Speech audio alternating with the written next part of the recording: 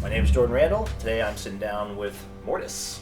Thank you, Mortiis, for taking the time to do this interview. And first off, I want to say congratulations also on the new single. It's phenomenal, and I'm super stoked for the new album coming out. I'm sure you're pretty stoked about that too. Yeah, I'm excited.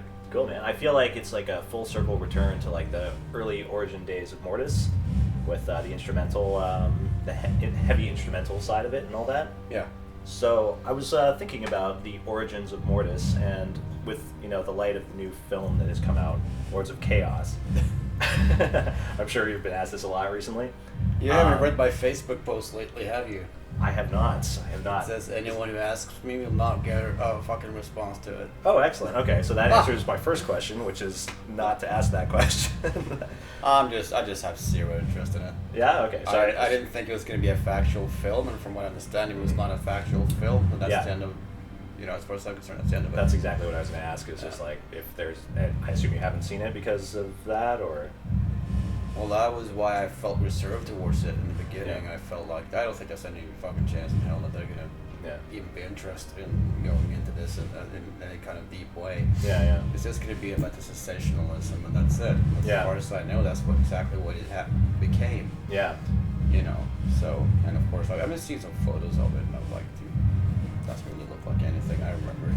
Yeah, for sure. The guy playing Rodimus looks like a mopey little dick, so...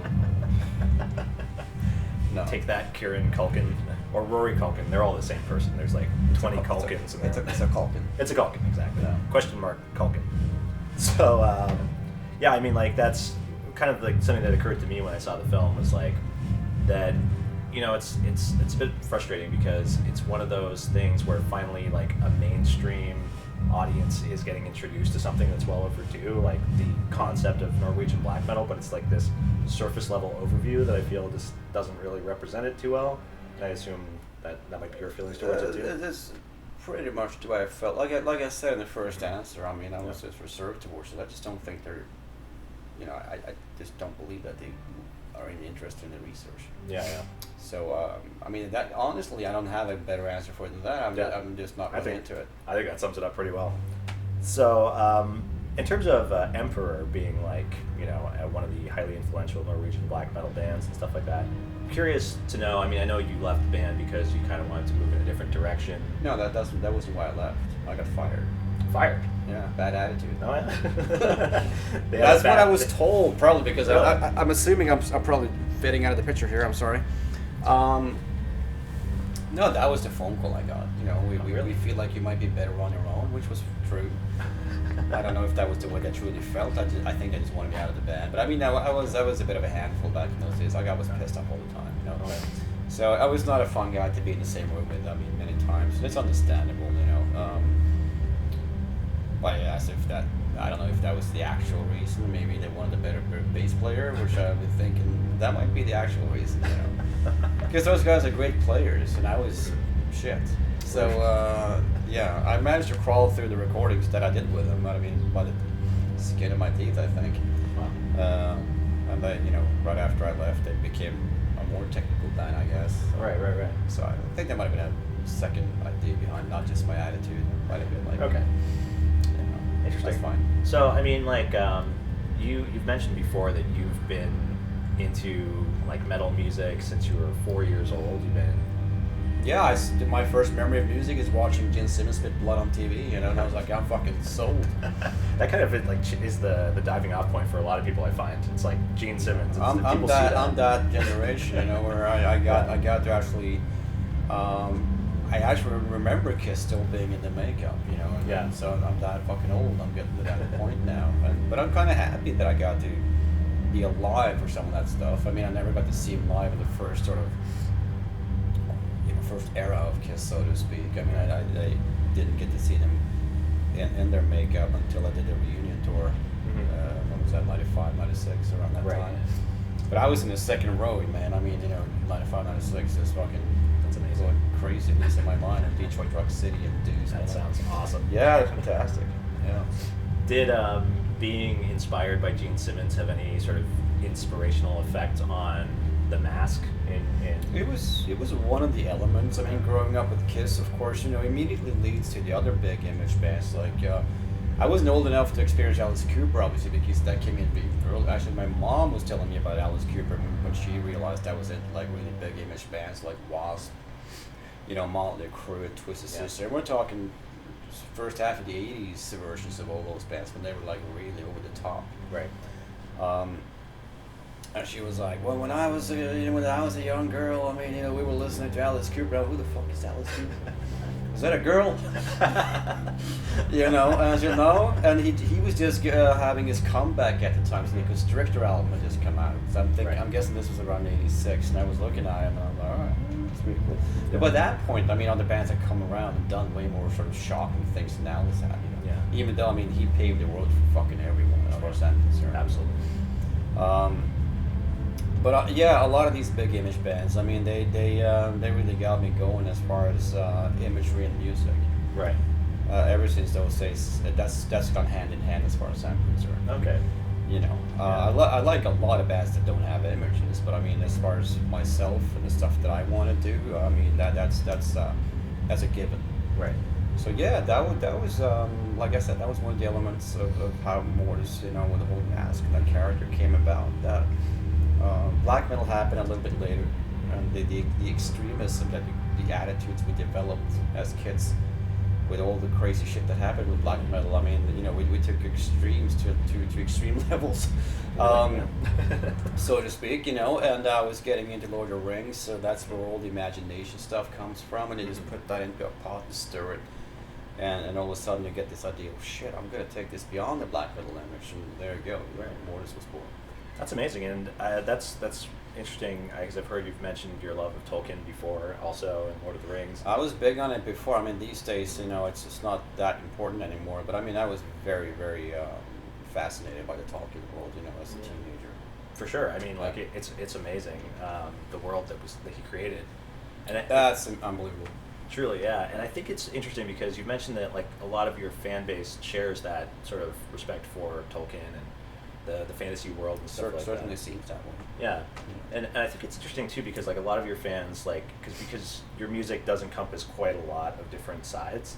I feel like it still has its roots in metal music quite a bit. So is it? I came out of it, so I think there might be a sense of that. Yeah. There might be some strange sort of lingering element or ghost of metal. That's that right, yeah. Kind of draped around me. I'm not quite sure how to put my finger on that. Yeah. But there is something. For sure, and I feel like in the fan base that's kind of apparent too. You do feel like you're sort of in the center of this intersection of circles in terms of fan bases. I am the rendezvous of a bunch of crazy people. That's true. Yeah. Do you feel that your fans are predominantly one or the other, they're the fantasy crowd or they're the metal crowd? It's always seemed pretty mixed up. Yeah.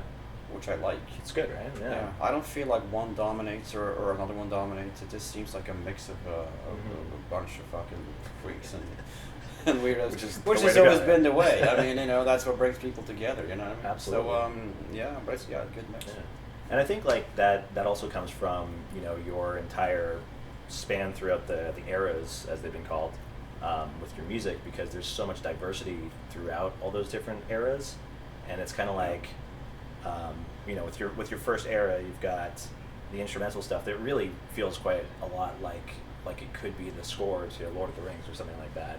I don't think they would hire me. I think they would want someone with perhaps a knowledge of musical theory might be a thing for scoring. I wouldn't know how to do that. Well, that's interesting. So you don't know musical theory? No. So you're self-taught? Yeah, back in those days, it was basically improvisation and whatever sounded good. Right. It was all a matter of just hitting the cool keys and just repeat and then do it over again and then until you have an album or a demo or whatever. That's amazing. So do you feel that actually enhances your creativity, not being bound by, let's say, musical theory? Or I don't know. If I knew musical theory, perhaps I would limit myself more to rules and the norms of how proper music is made. It maybe would have fucked Mortiis up completely. Who knows? Yeah. Or it would have made me 10 times better. I have no idea. I've been thinking about it, and I just don't have a good answer for it. Right. Is it something you'd ever want to delve into, learning the technical or theoretical side? I get too bored too quickly. Yeah. The honest answer is yeah, I would love to know it. Mm-hmm. I'm very curious as to what kind of music I would have been able to make if I did. Mm-hmm. I'm a pretty rebellious person anyway. So in that sense, I never cared about the opinion of anyone or rules that were made up. So in that sense, I think I would probably still just make Mortiis music, but perhaps at a higher level. Cool. So yeah, I mean, I kind of wish that I had taken the time and effort back when I was young and you had the time to get into all that, but I just never did. I didn't have the patience for it. Yeah. You know. That makes sense. So I wanted to ask you too, with regards to your fan base. So coming out of Era 1, with it being, primarily instrumentals and compositions and stuff like that, moving into the second era, you started bringing the vocals in and having this sort of more, I guess you could say, industrial sound to it. Mm-hmm. Now, what was like the direct influence of that movement from Era 1 into Era 2? Well, I mean, there's a really long answer to that I'm not going to bore people with, and I've talked about this so much. But I mean, it basically bottoms out in depression and the failure to be able to look at my work and enjoy it. I started really disliking the sort of Era 1 material that I had done because of, that kind of ties in perhaps to what we were talking about musical theory. I started like feeling that it was primitive. There were certain, I felt like there were technical shortcomings and things like that, and I started really getting caught up in that, and I couldn't see past it. So that ruined the 90s for me for a long time, and at the same time I was getting very sort of horizontal in terms of my musical tastes. I was experimenting a lot with like anything from like just old hard rock, going back to that a lot, and punk music. I was listening to that, and even like rock and roll shit and industrial, experimental, electronic, ambient, krautrock. I was just really discovering a lot of stuff. So that kind of made me want to do something different. It's mainly because I was getting back into listening to a lot of the old heavy metal stuff that I grew up on. And I started thinking, man, it looks like a lot of fun being up there, being Paul Stanley or Iggy Pop or something like that, and I want to do that, and I'm going to try that. But I didn't want to be like them in the sense that they make the music they made. I was really looking at bands like Ministry and thinking, this is fucking great, because what they did were, 9-inch and Skinny Puppy and all that, what they did, a lot of them, was they combined the two things I loved the most, which were like keyboards and guitars and lead vocals. So you had all of those cool elements that I really liked. So that's when I started kind of gravitating towards that kind of music, and I started making it myself. And that's when I realized that was fucking not easy. That was hard music to make. Making stuff sound like that. You got to be pretty goddamn creative. That's not in the box. I mean, the shit that's in the box, that you got to warp and wrap that and turn it into something different. True. Yeah. So it's interesting because, like, with all of that going on too, there's also like the vocal element to it, which I guess was sort of a new direction for you. But I'd never done it. Yeah. So, but the way that it comes off is that you're a total pro at it, and it's interesting because well, I don't know. I mean, just speaking from my own perspective. That's cool though. But thank you for the compliment. Not sure if I agree. Well, it's interesting. I got better at it after a while. I think, you started off like up there, and I would agree that you got even better at there, but it's interesting to me because when I listen to some of the older songs, like I get these flashes of like Bowie almost, and crooners like Chris Isaac. Did that have any did you listen Chris to Chris Isaac? Yeah, like there's Bowie I listened to a lot. I never knew that, I never felt like him I just listened to because I really loved his music. Yeah. He's one of those guys where I don't even want to try to emulate him because it's like there's no fucking way you can't get to that level. Yeah. We're talking genius level. Course, Like, why even try? So that's a great compliment. I never really thought about that, but I was just a big fan. Yeah. So maybe subconsciously that somehow perhaps maybe maybe something came through there that I never thought about. But I feel pretentious just talking about him in my interview. Him dying was a fucking shock, though. No, didn't see that coming. Yeah, that was kind of a rough day. But yeah, that was a great compliment. I used to listen to his older stuff a lot, like the Low record and Hunky Dory and Ziggy Stardust. I'm sorry, Ziggy Stardust. That was a fantastic record. I went like nonstop for like a month at least on my turntable. when I discovered that one. Yeah. Incredible stuff. For sure. No, I love Bowie, of course. But Mortiis, though, moving into Era 3, so you've already sort of, you've built up the vocal element, you've brought in, like, band members. Mm-hmm. I actually saw you in 2005 in Montreal on the Blackest of the Black tour. Oh, right, yeah. Danzig. That was a fun tour. That was awesome. It was a fantastic show. We had like 20 minutes on stage, and then just the rest of the day was just having fun watching. Watching Doyle and Glenn do a Misfits reunion. It was like, this is magic. Yeah, that was killer. That was one of the high points of my life. But I mean, I got to see that 20 times. I'm sure that would have been amazing for you. Yeah. Yeah, no, but I didn't actually hear any of the stuff from The Grudge, leading up to that. So that actually blew me away because I wasn't expecting it to be so intense. And it really was. Mortiis always kind of amplified in aggression and energy, 5 times on stage. It was just the performance. We realized we were a pretty good live band. Really good live band, yeah. I was actually thinking about Danzig because Danzig made this you must know, this brief transition into industrial music on his 5th album, right? Black as a Devil. Yes. And it kind of divided his fan base. Did you feel any sort of division of your fans when you went more into the industrial spectrum or side of the spectrum? That was The Smell of Rain. That was that's the most important album I've ever done because it kind of saved me, at least mentally, because I was at a really fucking dark place by that point. Right.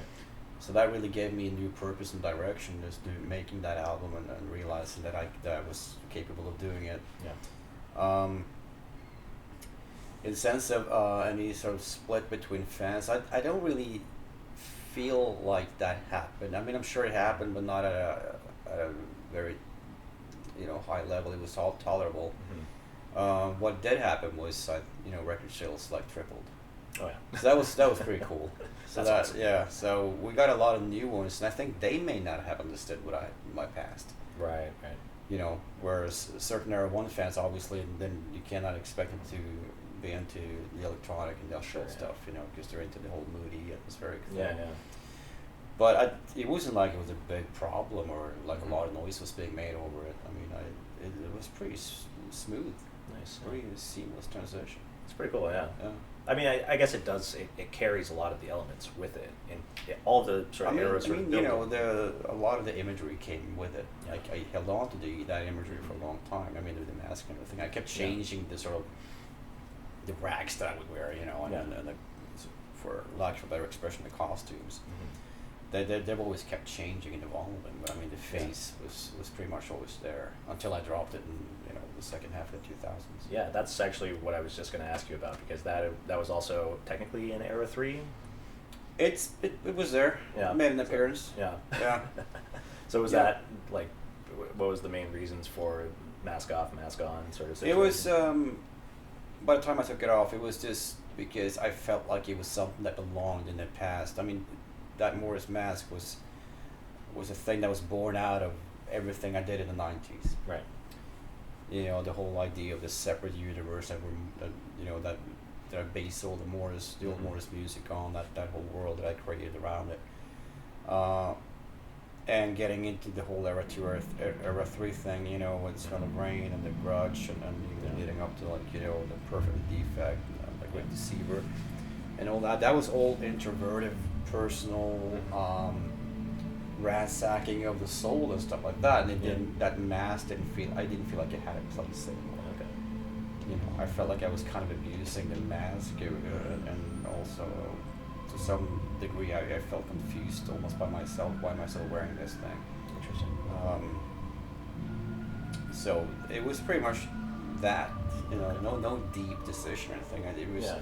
It was just a sense of it's time. Time for change. Time to put this thing in the attic, which I did. So did you feel like a sense of vulnerability when you took off the mask?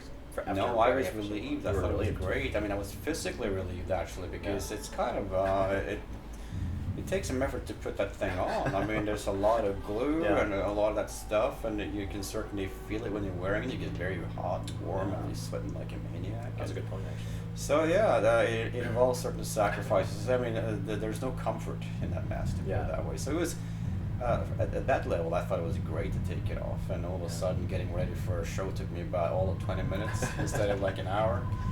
You know That's what I mean? amazing, So it was made me feel lighter. That makes sense. That Yeah. makes sense.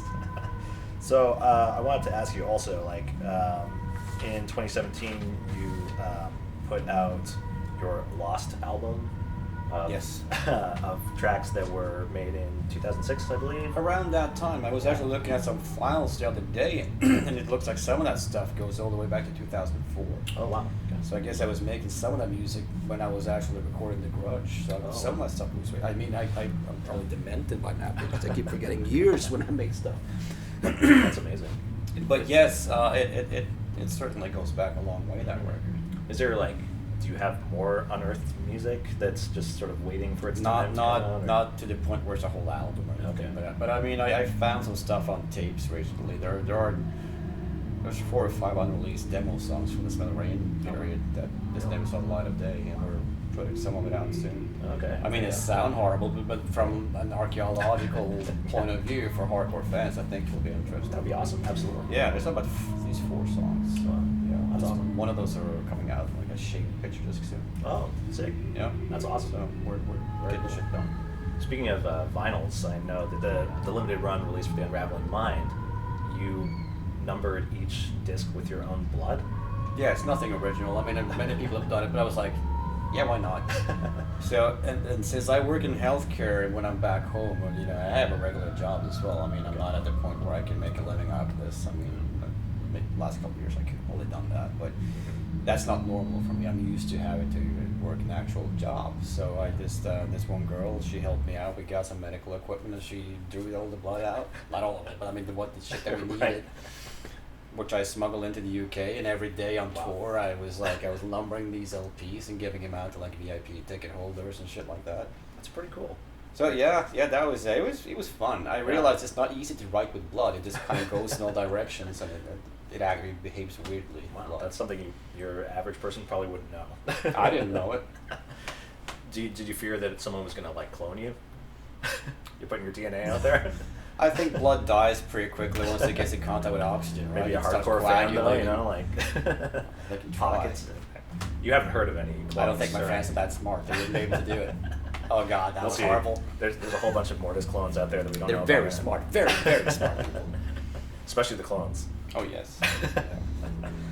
So yeah, so now we're on this new era, Era Zero. The thing about the Great Deceiver and the Year Zero thing was that I was actually just trying to fuck with people's heads. Okay. Because I'd done the whole era thing, and I'm thinking like, should I go into era 4? Because the Great Deceiver was a big step. It took a long time to make it. That was the album that kind of destroyed the band and everyone around me. I was in a bad place for most of that time, like really fucking depressed, and a lot of things weren't going right. And you know, we fired like 2 members during the making of it. I fired my management during the making of it, and agents and everybody. I just fucking went and told everyone to fuck off. Towards when that record was finally done, it was me and Levy left with just 2 guys left in the whole operation. Yeah. So it kind of came at a price, you know. But I just felt, fuck this era thing, man. It's just getting a bit silly. Should I get into era 4 now? What's next? Gonna be 5? Where does it end? So I figured, you know what? I'm just gonna call it era 0. Yeah, nobody's gonna care anyway. Then I was getting all kinds of questions. I'm like, oh, that backfired, because I didn't have a real answer for it. I mean, the real answer is I was just sick of it. Yeah. You know, I'm done with it. You know, Yeah. all these eras. Yeah. I mean, it just gets confusing. Yeah. So yeah. So now it's just open-ended. Mortiis is going I mean, forward. what I'm doing right now, I mean, I do refer to it as Era 1 because that's how it all began. And so that's the one people get. Yeah. But all the other ones, something else. Era 1 is that's like a classic. That's become like a bit of a landmark in a sense, and a lot of people seem to they get that one. Yeah. But once we get into the other ones, it's just confusing. For sure. Yeah. So I mean, like you say, like I do feel like your new single is definitely like reflects that first era. Oh yeah, it's based. It's a lot of that music from that album. You know, the upcoming. record is going to be out later this year. That video is like an excerpt from that, and that's based around. It was originally supposed to be just a re-recording of my second record. That just mutated into a whole own thing. It became its own thing, you know. So it's I consider that to be a new record. It has elements that kind of nods to that record. So it's almost like a continuation, you know, part two of Åndens Opera, which is my second record. That's amazing. And that's why I'm calling this record Spirit of Rebelling, which is almost the same thing as Åndens Opera. Yeah. It's directly translated. Åndens Opera is the rebellious spirit.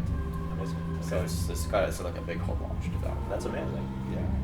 It came out really good. Yeah, for sure. No, I mean, like, I love the sound of the single, and I also was watching like some live videos of your recent performances. Yeah. So you've gone back to being just totally solo on stage. Yeah. And so, doing the instrumental stuff. I mean, you're producing so many different sounds on stage. Like, what kind of gear are you rocking up there? Oh, that's a secret. That's a secret. Well, in this genre, a lot of it is on backing tracks. There's no point in trying to explain it that way. I mean, it's electronic music at the end of the day. It's produced in much the same way as any other electronic band. Right. It just happens to have the end result happens to be a different sound. Right. But it's electronically produced. Mm-hmm. You know, so a lot of that, I can't play 8 sounds at the same time. Of course. It's not going to happen. Unless you get those clones. Yeah, maybe we should look into that. So no, it's a pretty simple setup. Right. But the deal is, people don't need to know what's going on behind that little box that where I got my little secret universe.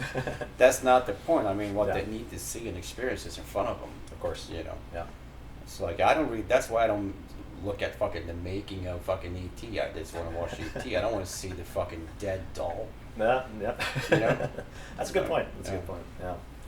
So, I wanted to ask you, what do you think about like other artists in, you know, ambient or dark synth music right now? Like, what are bands or artists that are like exciting you? What do you listen to these days? Leonard Skinner.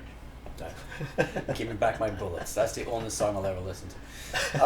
Honestly, I'm really shit at paying attention. I really couldn't tell you what's sort of on and exciting at the moment. I usually discover that about 5 years later. Okay. I mean, maybe I sound pretentious when I say this, but I'm too fucking busy. You know, I have a normal job. I got a family, you know, and kids and all that stuff in the house, and it's all, you know, that's called a life. Yeah. That takes a lot of time. Yeah. And then I try to, you know, I got Mortiis on top of that, which is almost become like a 100% job as well. So it's like, the time that's left is basically for sleeping and eating. Yeah. So, you know, I wish that things were a little different. I mean, then I could get all caught up on cool stuff and music and movies and TV shows. There's a lot of stuff that I'd like to see and hear, but as it stands, there's just no time. That makes sense. What sucks in a way, but. Of course, I mean, like having a family is like the biggest thing that drains you of time and energy. Of course, what do your kids think of your music? I think first of all, I think they think I'm more famous than I really am. Okay. You know, I'm not sure if they really heard a lot of what I've done. I mean, you know, they've seen some of the older videos for Demons Are Back and all that stuff, and I think they think it's cool. Yeah. I think they're just more into the idea that I'm a musician. And, okay. You know, my son is only 7, so he's more into computer games and things like that. So he hasn't really discovered the world of music yet. Okay. And then my daughter is almost 11. I mean, she's more into stuff like Beyonce and you know, big women, female singers. Okay. Yeah. So she thinks that's great. So I'm gonna let her do that thing. Maybe she'll be into hard rock or cool music later on. I'm not gonna force that on her. Of course, yeah. Quite frankly, I don't think she would understand what I do. Right. But she thinks it's cool that I do it. Yeah. But I don't think it's her thing. Right. You know. Sure. Yeah. Yeah. Cool, man. Well, you know, I'm excited for the show tonight. I think it's gonna rock. Can't wait to hear some dark ambient, dark dungeon music. Gonna rock that ambient. Yeah, rock that ambient.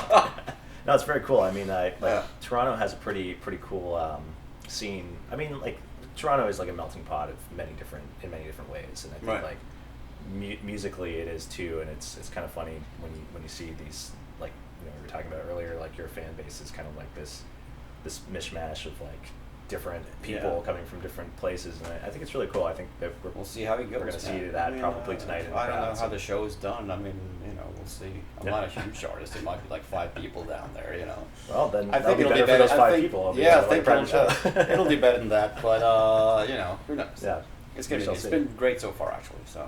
Go, man. Mhm. So you got this album coming out later this year. Yeah. You've got this tour, and what else is it? What else is in the future? I'm kind of working on more of this Earth One style music. Yeah. So hopefully by the fall, I'll have another album recorded.